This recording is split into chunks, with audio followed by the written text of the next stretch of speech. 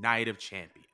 So this past Sunday, obviously WWE was in Saudi Arabia for another Saudi show, which was Night of Champions, and this time it felt like a loaded card. So many matches, so many little juicy tidbits, and I kind of wanted to get your impressions on everything that was happening at Night of Champions. And yeah, let's just talk about that. What was happening at Night of Champions?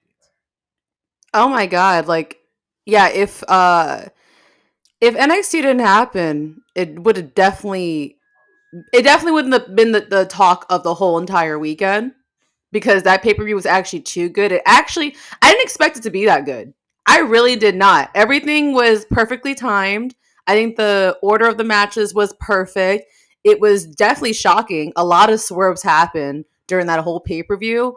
And it was to me a damn near perfect show. I'm not sure if you agree with it, but considering the lineup of all the pay-per-views that we had, that definitely blew AEW out of the water. Like Mm.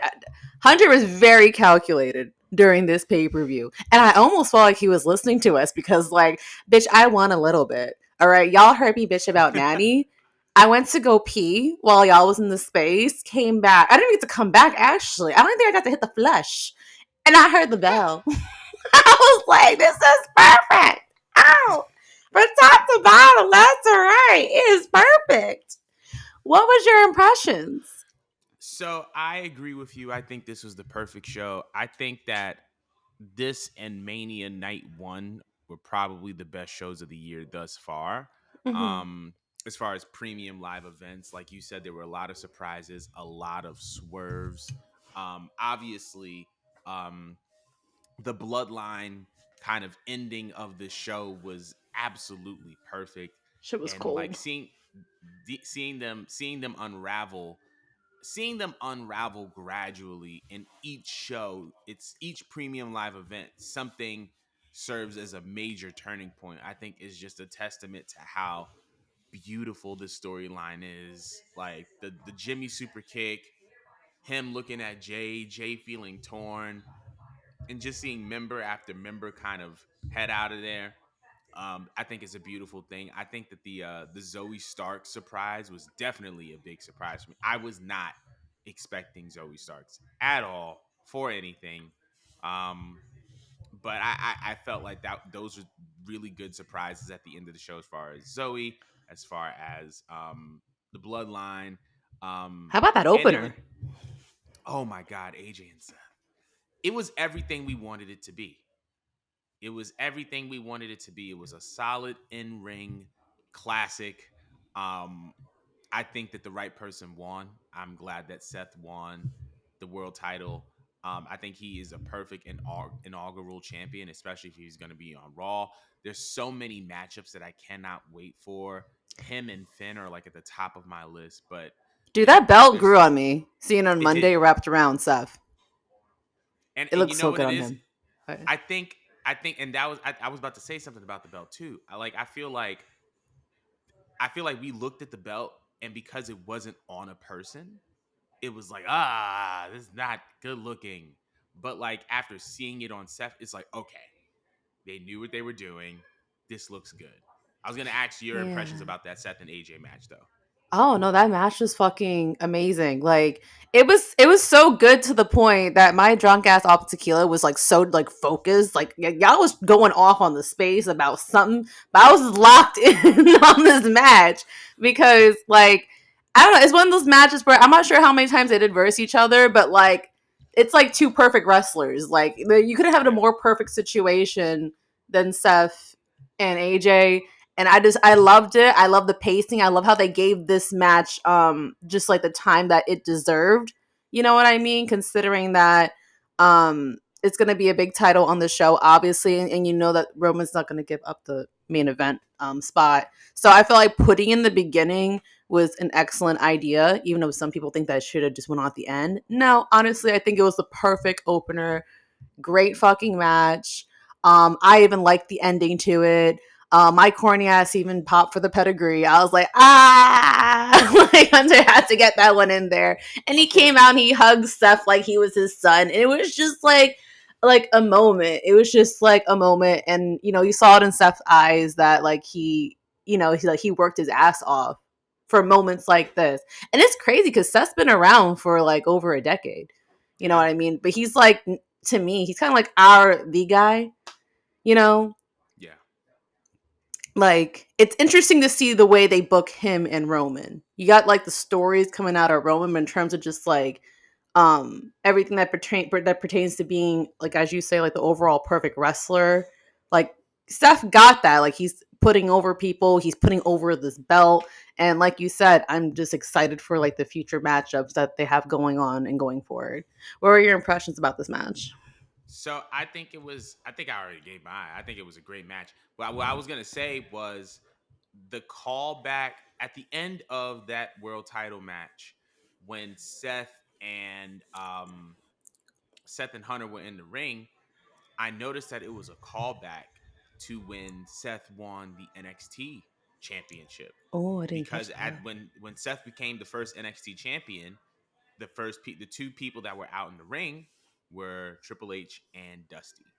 And so Oh that kind of wow. was like a damn moment for me, because it was like seeing Hunter there and Seth there reminded me of that moment, but it also was just like, damn, Dusty would have been right there That shit had was cool. I think it was super. I think it was super duper tough. So I really, really, really, really like that match. Um, as far as like, I was gonna ask you, because I don't think we got to go through every single match, but I just wanted to touch on some key moments.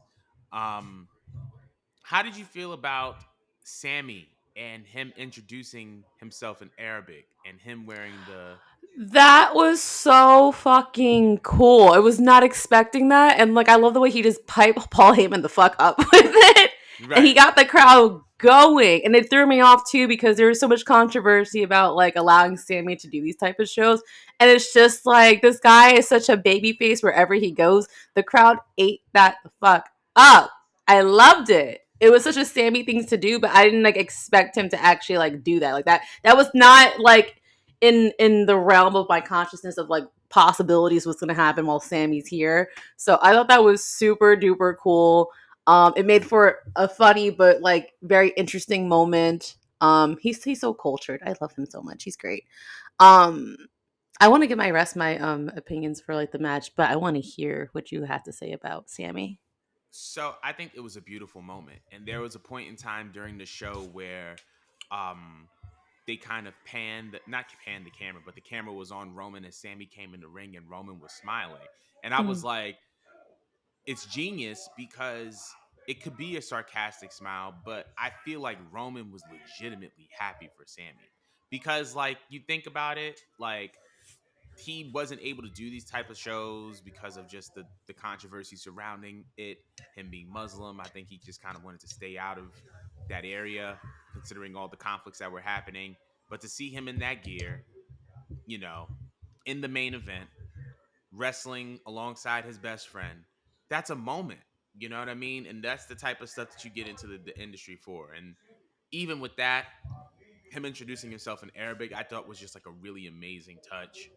And I just thought it was really, really dope. And I think it was a really special moment.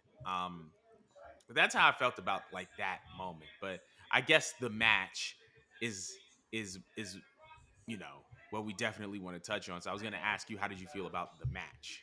Match was fucking amazing. Just gonna skip to the whole um pivotal point that happened because I just thought the setup of it was just perfect. Um, with the way the Usos try to one last time, despite the fact they've been degraded leading up to this moment. They tried helping. They end up knocking out Solo. Roman's pissed about it. Now he's pressing them. I think he mushed Jimmy or something like that. And He then mushed Jay's Jay. trying to calm him down. What happened? He mushed. I think he mushed Jimmy first, and then he mushed Jay. Yeah, Yeah, yeah, yeah. But then like he's like, "Why are you touching me, bro? Why are you touching me?" And then Jimmy just saves him. And like the attention to detail is so cool because they still keep up with the idea that Jay has like Stockholm syndrome ever since Hell in the Cell. And like he's Yeah. literally still like while Jimmy's talking to him, he keeps looking at Roman like, no, no, no, you gotta like, why would you do that? Why would you do that? We gotta fix this. We gotta undo this. We gotta be loyal to him. And like Jimmy's like talking at him. It's like, no, like we got each other. This man just basically said fuck us for like the last 2 weeks. Right. Like we're non-factors to him. Like, you know, we came into this world together. We might as well leave in this world together. We already lost one brother. I'm not gonna lose you, bro. You Right. know, I love like just the passion that went into that one little moment before he's just like, we should have done this a long time ago. I got you. And he just super kicked him. Like my jaw dropped to the floor when that happened. I was like, what? What? Because we were all waiting just to see how this would happen. And then it Yeah. happened. And then like it just like kind of begs the question because there's so much like pipelines going on between this whole deterioration thing. Because obviously, yeah, is Roman versus the Usos. But now you're also left with Solo too, because Roman talked all this shit, right? Because now the Usos aren't his day ones anymore, right? So like now you have like potential beef with Solo and Roman, just because Solo was supposed to be that guy, right? He put all his faith into Yeah. Solo, saying y'all can get the job done, so I'm gonna get the job done with this motherfucker. But Solo still ate the pin. Right. So now it's just like Roman may just like pop off at the mouth at Solo for him not getting the job done. And but Solo obviously is the strength, the bronze here, stuff like that. Solo might just pop back. You know what I mean? But the whole Right. story here is just that like Roman's a god, but how do you get rid of a god? You gotta get people to stop worshiping him. Go ahead. But is he gonna pop off at Solo? Because remember that interaction on SmackDown when like Roman bumped into Solo's shoulder and you saw Roman kind of looked a little scared and he just Yeah, kind of ran out the ring. So it there we begs the go. question: Is he gonna go off on Solo or is he gonna stand by Solo? Because it's like, well, he's the guy. I can take on Jay. I can take on Jimmy because I've dealt with Jay and Jimmy. I Right. don't want to take on Solo. I don't want to smoke with Solo. I need him on Mm-hmm. my side. So that begs the question. There's that layer. Like, is he actually going to pop off at Solo, or is he going to do what he needs to do to keep Solo around? And was the plan all along to align himself with the Usos so that he can get Solo by default, and then when they Mm-hmm. get rid of the Usos, he could still have Solo with him? Exactly, exactly. And then adding on to the whole like God and worshiping comment, there's Paul Heyman. Not too Right. long ago, he was playing the messy side chick role. I didn't forget. Right. He was bouncing back and forth between Brock and Roman. So who's to say that after all this, right? Because I don't put it past the Usos to try to like reel back Solo if it's not too late. But again, to be a god, you need someone to worship you. The last person you have on your side is Paul Heyman. And I almost kind of imagine Paul Heyman as, okay, this is me being a dork. I love Teen Titans, y'all. If you didn't know, now you know. I always think about that episode where Cyborg was playing a video game and he was versing Atlas, right? And Atlas was like being like a condescending cunt to like his the mechanic, right? Who kept like giving him the battery, giving him the juice to be as strong as he is to make him like this god. But eventually, when the mechanic turned on him because he was tired of him being a jerk off, like that's when he started to crumble and completely implode. So that's why I'm also wondering and keeping an eye on Paul. Cause I'm just like, what's going to happen here with this? Is he going to stick it to the end, be on Roman's side until he also gives up, and Right. maybe he aligns with Solo? Because Solo's not much of a talker. He says very Yeah. few words. I wouldn't put it past him by the end of this to maybe just be a little bit of a sleazeball and maybe go back to a messy side chick and maybe just behind all this he's like the mastermind. You know, because like this story is not only just like the imploding of the bloodline, but also the imploding of Roman because Roman really wasn't that guy until it started off with Paul Paul. Heyman. Right. And then he started adding on people. So it's just so juicy. It's so juicy. There's so many pipelines going on, and I'm now like invested all over again. It makes me less mad about the Mania win because now I'm just like, all right, like I need to see like how this unravels.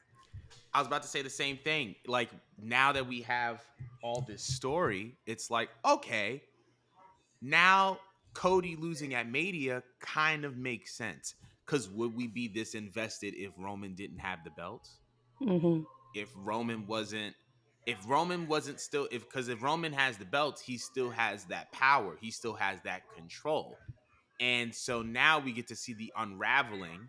And I think that I feel like Cody's still going to be the nail in the coffin, but I feel like the unraveling is going to be the most intriguing part about the story, and we're seeing that now. So I don't think Roman and them were lying when they were like, "Listen, we're not trying to do this fast food storylines over here. Like we're trying to make something precious, something special." And on top of that, the man is what he just hit 1,000 days as champion. I think he's like not that far away from breaking CM Punk's record um, for like the for holding like the Universal Championship or something like that. But or the WWE Championship, I should say. But yeah, Mm. like I think that this is incredibly special, and I just overall I just think that the way that they executed the ending was absolutely perfect. So, with all things considered, how would you rate Night of Champions out of a 10? Let's see.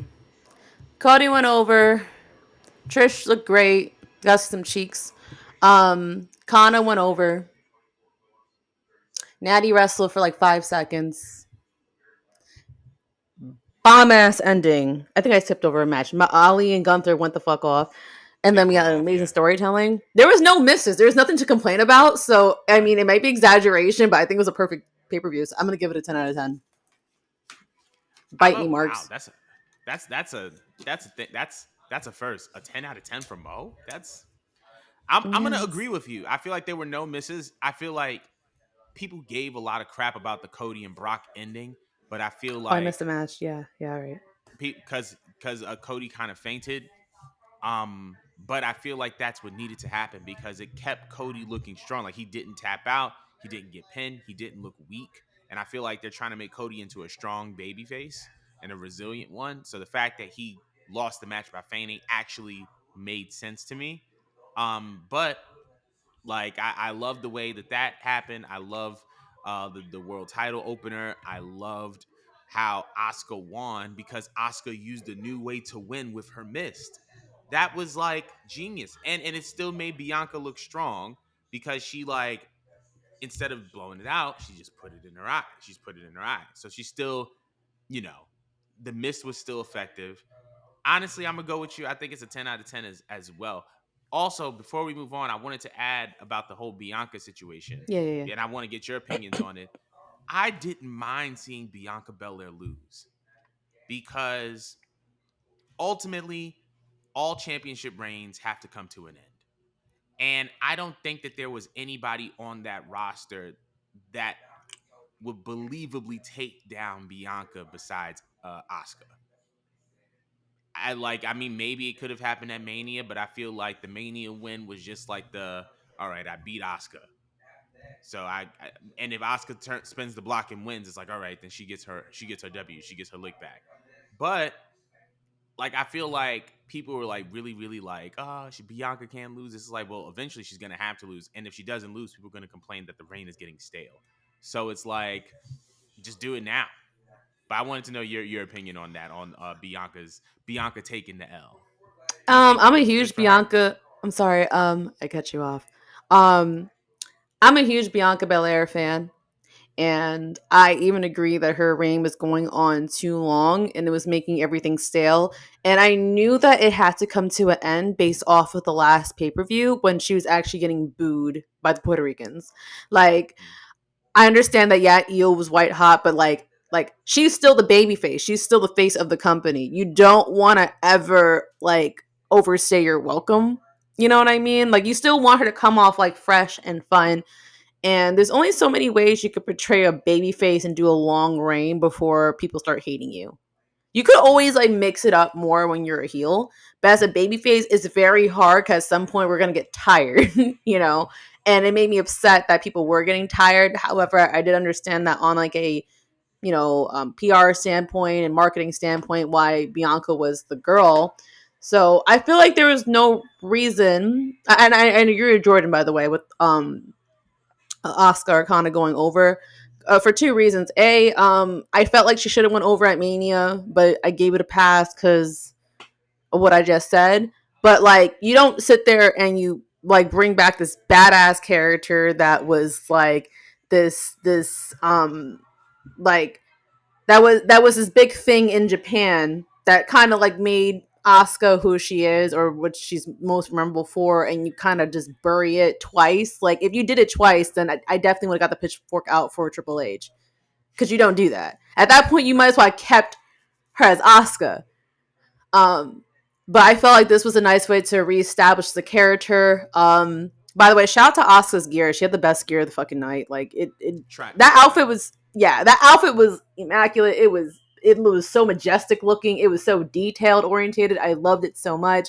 I wish that was her default outfit. But going back to my point, I feel like if we're gonna reestablish that character and give it another chance, yeah, she does have to take the belt from the champion, and she did it in a very clever way. I don't think the match was too long. I think I liked the match a little bit more than the Mania match personally. Um, Again, I think that the lineup on the card was also pretty good too, to where people, even if you were annoyed, you kind of got over it by the end. So Yeah. I think it was perfect. Like, I think that there was no other better way to dethrone Bianca. And I think that it'll give us a nice, fresh shake up with the women. Yeah. I agree. I agree. I want to hear what everybody else thinks about this year's Night of Champions. Leave your comments below, and let us know how you felt about that show. But we are moving on to the second